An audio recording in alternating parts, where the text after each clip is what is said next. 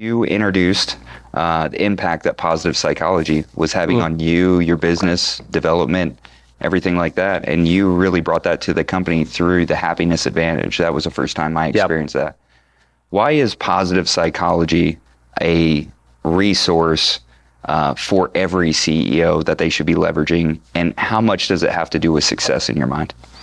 You know, I first off, thanks for having me. This is awesome. Thanks for being here. Appreciate it. You know, I was introduced to Sean Acour through, believe it or not, my wife used to watch an Oprah show, and I can't remember what it was, but she would have guests on, and it was something Sunday, show? Right? Super Soul Sunday. Super Soul Sunday, yeah. It was a great show. Yeah. And she had Sean Acour on one time, and you know, he got into understanding what people want, why they want it. You know, the book was The Happiness Advantage, and I think that kind of became a buzzword, happy. And I guess maybe now more we think about it as contentment, because happiness obviously can be fleeting. Yeah.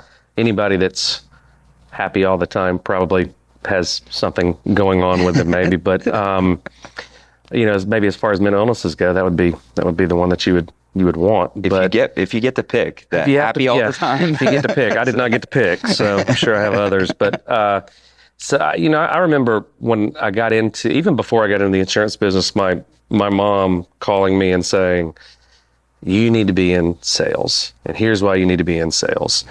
And, you know, there was this idea that I had a level of optimism, and she saw the impact that would have on other people that she dealt with. And she even sent me an article in Newsweek, and it was just talking about the main characteristic to be successful in sales. And then it was optimism. And optimism, I think the way that they defined it, which is a great definition, was your thought that you have the ability to change your future. Yep. Right? You have the ability to change through your actions, your destiny, or at least your destination. Mm-hmm. And so that always resonated with me. And then when I saw Sean Acour, he kind of put it into terms that really just opened up a way of thinking for me. I guess it was probably 30 years ago. They started in psychology. They started researching and looking into things a completely different way than they always have. You know, psychology has been studied for, 200-300 years, maybe more than that. But it had always been, we're going to study what's wrong with the people that are struggling, and we're going to try to come up with ways to help them. And what positive psychology really did is they looked at it from a different way and said, we want to study the people that are doing really well. And what are the characteristics that people that are succeeding and have happiness and contentment in their lives, what do those people do? Mm-hmm. And when you surround yourselves with salespeople like we were, I knew that it could have the impact on so many other people that it had on me. And the overall theme to that was that in the past, we thought that we were born with a certain level of optimism or happiness, or, you know, whatever the things are that you're wanting to kind of dig into. And they found through their research that none of that was true. You certainly are born with a level of these things, but the brain is malleable, and you can change them with effort. And if you put a focus on, you know, maybe it's journaling or exercising or associating with the right people, there's so many things that you can do that actually give you the power to grow that side of you. And we know that, I agree with my mom, that one of the most important factors you can have in any business, certainly in sales, is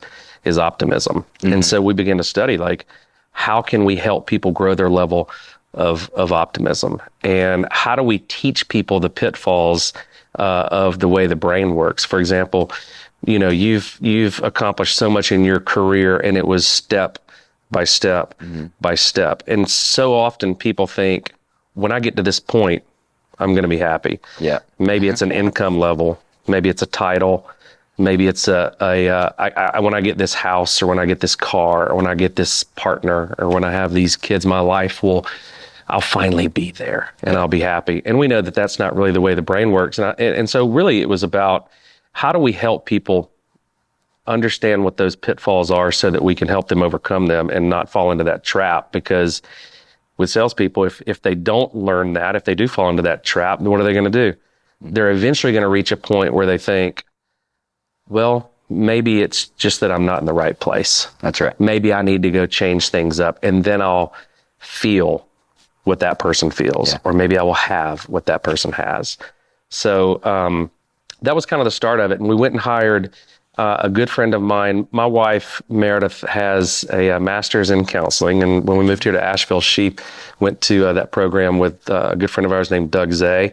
Doug had been working as a behavioral therapist for, probably a decade at that point, and had gone through some kind of lows of his own, not liking where he was in his career, not liking, probably battling a little bit of depression. And so he, at the same time that I was kind of finding this, probably even a little bit before, started studying this and actually took it upon himself to run clinics and workshops and stuff for all the people that he worked with, and fell in love with it. So we had him come speak at one of our conferences and knew that it was something that he would be able to add a lot of value to. And that's really opened us up to so many things. I mean, with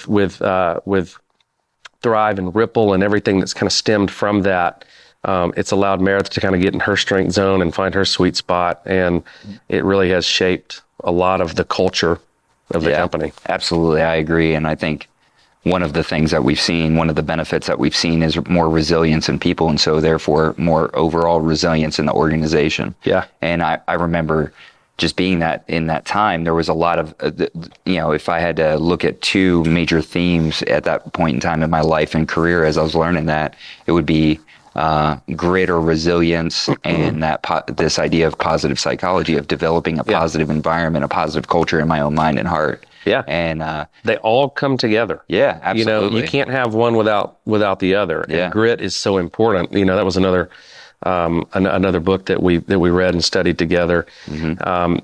Because people don't really understand that, like, to get to where you think you want to be, you have to first become the type of person that deserves to get that. And that is such a moving statement. When you own that, then these little hiccups and road bumps that you hit along the way, you actually understand that that's just going to be part of the process. Yep. You're not going to get to the other side of this until you go through those things. And so how quickly can I get there and go through those things? And the people we found that not only were optimistic, but they had the most grit and they had the most resilience. That optimism really helped with that, because they knew, that's right, this is actually going to be a good thing for me. Going through this right now is going to help me so much more down the road. And I think, unfortunately, most people don't have that. No, one of the things is, where's that environment that they're learning it? Where is the initiation to learn it? Yeah. It's like this never quit mentality. It's like, yeah, that's almost right, except it's positive psychology. It's like, that's the entry point. Those are the foothills to the mountaintop of getting to this place. And that positive psychology is directly linked to resilience. Those two things, they're traveling partners. And it was just this idea that, hey, I can have an impact. And you just used a word called responsibility. And it's like this idea of, and which is not such a hot topic in life, in culture, in conversation. It's like, hey, when was the last time you took 100% responsibility? Just curious, right? It's like, that's never how a really pleasant conversation starts, or the one, I remember having a conversation with both you and Casey, and it's like, whose fault is it that you're here? And I was like, I look back at that question and I'm like, that was a pivotal moment in my life. Yeah. And that question needs to be asked on a regular basis in my life. Like, wake up in the morning. Whose fault is it that you're here, and what are you going to do about it? Yeah.